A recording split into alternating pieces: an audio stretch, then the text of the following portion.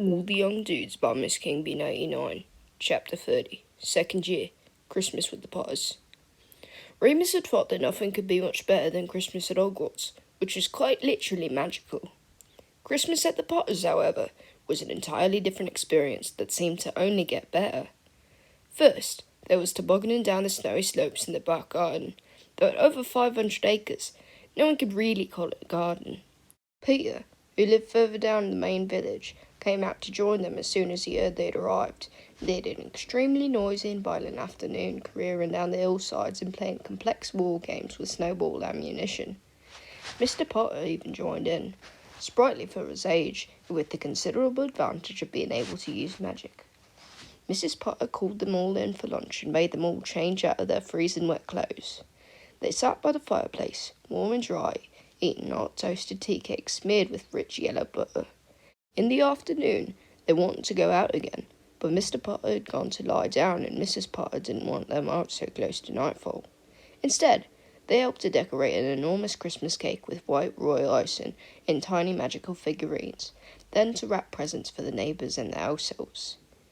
"We never got anything for the house elf," Sirius said, matter-of-factly, his fingers hopelessly bound in some speller tape. "Mind you, Creature's a moody git. I doubt he wants anything." "He'll take gifts as long as it's something edible, I find," Mrs. Potter replied, smiling. "No clothes, of course. That only upsets him." "Tell Mom what your lot does to house elf, Sirius," James grinned, binding his friend's hands up even more. Sirius laughed, lightly. "Mouse their heads," he said, "once they're dead. At least I think we wait till they're dead. Creature's the only house elf I remember."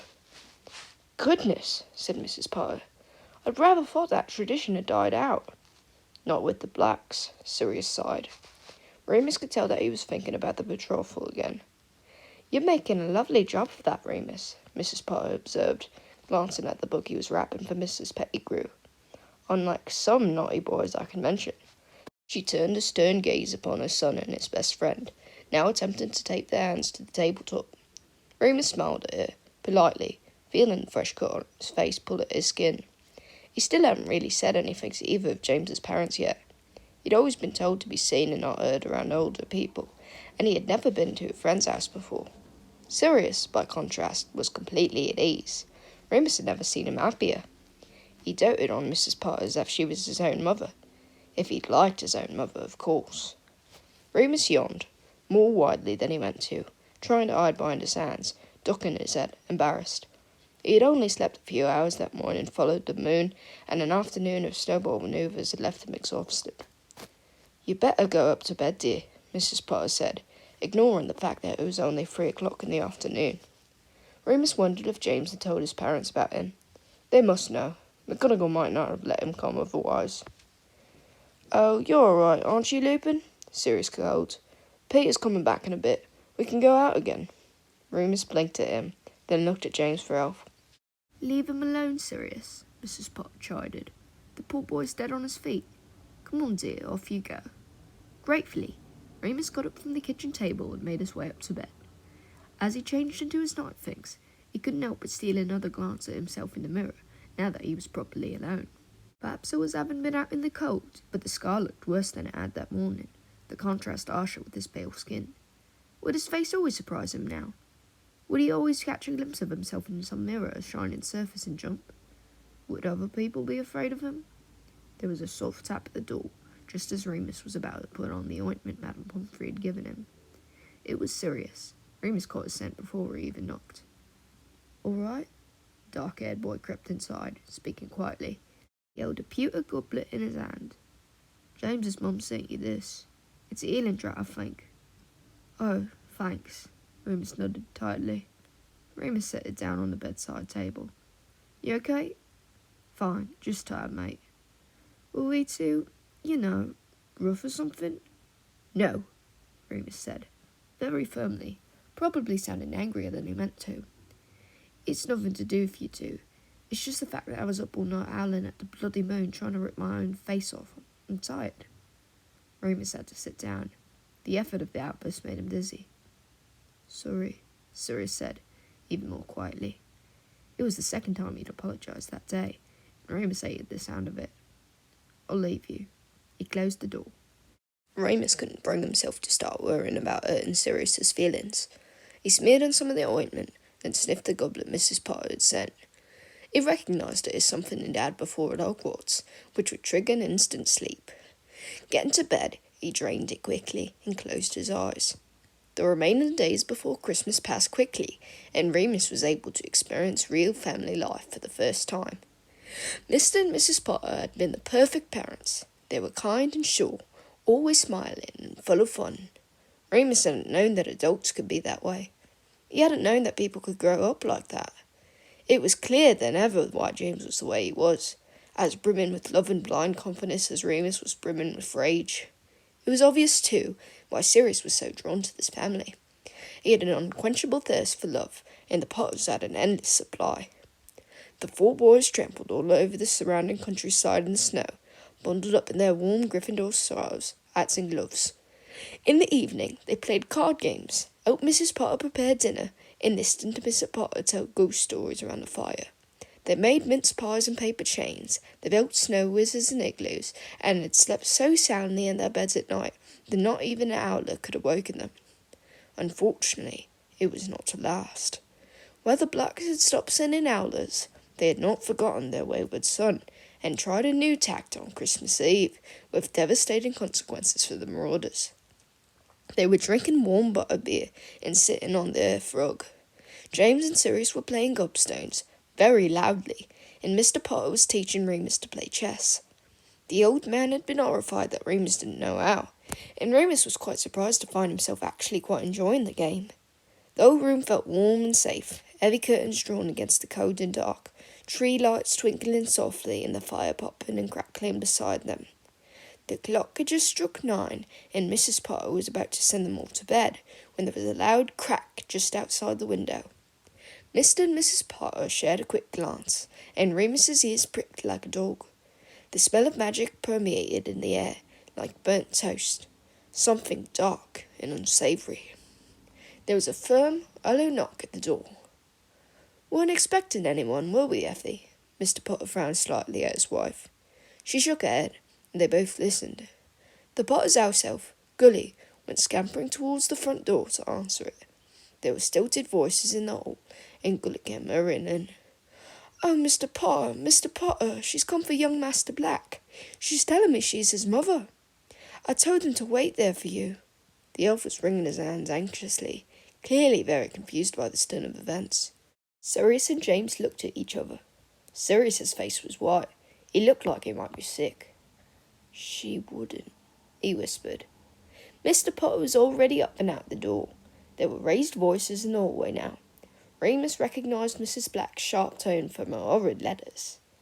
"Sirius," Mrs. Potter said gently, "did your parents give you permission to visit us, dear?" He looked at the floor. She clucked her tongue. "Oh, sweetheart," she said, sounding very sad. "Don't make him leave, Mum." James stood up. "He hates them." "They're his parents, James." "Sirius," Mr. Potter called from the hall. Sirius got up. James did too. Remus didn't want to. He wanted to stay by the fire where they'd all been so happy just moments beforehand. But Mrs. Potter had stood up too, and this was one of those times the marauders had to present a united front, no matter how frightening Sirius's mother was. They all filed out into the hall. Remus had seen Mrs. Black once before, the first time he'd boarded the Hogwarts Express. Back then, he had simply thought she looked very severe, and that she looked like Sirius. She still looked severe.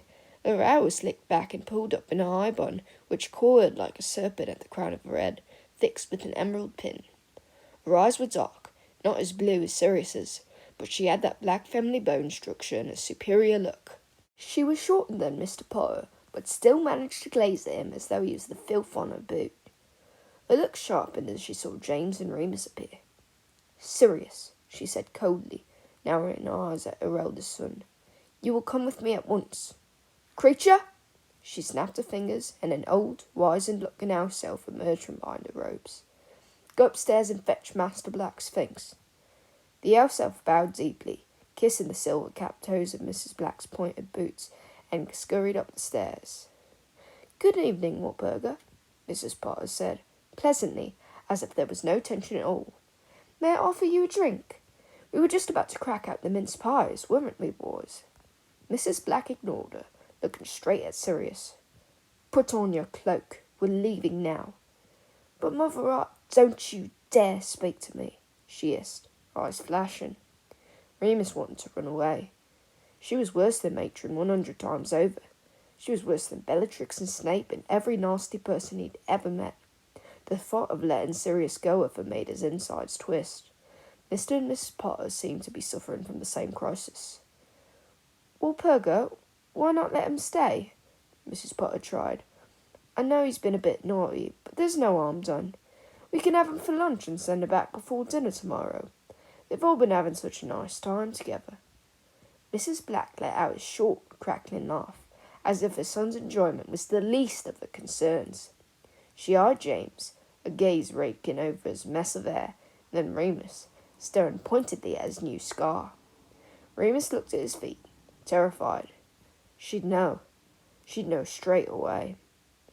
Remus came scuttling back down the stairs, followed by a very affronted-looking Gully. Sirius's trunk hovered behind them both, apparently packed and ready to go. Walpurga turned. Come along, Sirius. No, he said, quietly, but firmly. Remus wanted to tell him to shut up. Couldn't he see how much trouble he was already in? But Sirius was clenching his fists, looking at his mother. I want to stay here, with the Potters. You can't make me... Silencio! Walpurga spun around, jabbing a wand at Sirius. He stopped speaking at once, though not voluntarily. He opened and closed his mouth a few times, and nothing came out. She had stolen his voice. Walpurga, really? Mr. Potter gasped as Mrs. Potter let out a small shriek and knelt beside Sirius, wrapping her arms around him protectively. He's just a boy. He is my son, Walpurga purred, looking daggers at Mrs. Potter. And he is heir to the finest house in Britain. He will learn his place. Come, Sirius. Sirius looked completely defeated, his mouth a straight line of resignation. He hugged Mrs. Potter back, then stepped away from her. He gave James and Remus a small wave before following his mother out the door. The four of them stood in silence after the front door slammed. Remus wondered if James felt as ashamed as he did. Ought they to have stood up for their friend in some way? What would happen to him now? Mr. Potter still looked furious. Using a silencing charm on her own son? On an underage wizard? It's morally reprehensible. She does worse than that, James said, quietly. Remus nodded in agreement, feeling as though someone had taken his own power of speech. We'll have to make this house unplottable, Fleamont, Mrs. Potter said, suddenly. Make it so we can't be found. You said you were considering it after the last election. I don't ever want that dreadful woman in my house ever again. Mr. Potter nodded, darkly. I'll look into it in the new year. Alistair Moody owes me a favour. Bedtime, boys, Mrs. Potter said, her voice trembling. Try not to worry too much. She hugged James, fiercely, kissing him on each cheek. Remus tried to dodge her, but she grabbed him too, pulling him into a tight embrace. She smelled like orange and clove. Psst, Remus. Remus had just finished brushing his teeth and was making his way down the hall to his room when James poked his head out and ushered him into his own bedroom. They knelt on the bed together. James withdrew a note from his pyjama pocket. Regulus sent this. What does it say? Remus asked him, quickly, before James could give it to him to read. Oh, it says Sirius is home, do not try to contact him. That's all? That's all, James nodded, grimly. Nice of Regulus, Remus remarked, looking down at the note, which was very obviously hastily scribbled down.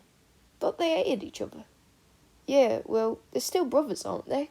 James replied, shrugging. Family ties and all that. Do you think he'll be okay? I don't know, James chewed his lip. I never got to give him his present. He said he never gets anything Christmassy from his lot, just family albums and stuff. I had a go at him the other day, Remus sighed, dolefully. About, my furry little problem. James chuckled. Don't worry about it. You two are always having to go at each other about something. Just your personalities. Oh, do you think? Remus was a bit miffed at that observation. Sirius snapped at Peter far more often. Surely. James grinned. I told you, don't worry about it. Black loves an argument. Christmas morning was a subdued affair, though the Potters were keen to make it cheerful, if only for Remus. He was embarrassed to find a bulging stocking at the foot of his bed when he woke up, and resolved to correct this next year somehow. There were customary socks and underpants from Matron, plus a tin of shortbread, some chocolate pirogues from Peter, and a big book of advanced charms from Sirius. James had bought him a book too, Conjurer's Cartography, a guide to magical map making. Mr. and Mrs. Potter, however, had gone above and beyond. Under the tree, he found more sweets, practical jokes, a beautiful set of quills, which he tried to give back. We got the same for James and Sirius, dear, don't be silly, and a brand new pair of pyjamas. The Potters' extended family began arriving for Christmas lunch at about midday, as well as the Pettigrews, who brought with them Peter's elder sister, Philomena, and a Muggle boyfriend who she'd brought back from university. Remus was introduced to everyone as a friend of James's, and generally ignored, except for by one tiny and ancient wizard, who was already red-nosed and merry from all of the drinks Gully was passing around. Lupin, you say? Not Lyle Lupin's boy? Remus gaped, unable to answer. He'd only heard his father's name spoken once or twice. Yeah, he said, finally, blushing hard. Is he here? The wizard grinned, looking around. Excellent fellow. I haven't seen him in years. He's dead, Remus replied, with an apologetic shrug. Damn shame, the wizard cried, spilling some of his drink. Fine doodler. Taught me everything I know about boggarts. Temper did tend to get him in trouble, though. I told him not to mess about with that greyback chap. Bloody werewolves ought to exterminate the lot of them. Remus blinked. James looked at him, curiously. Fortunately, Mr. Potter intervened.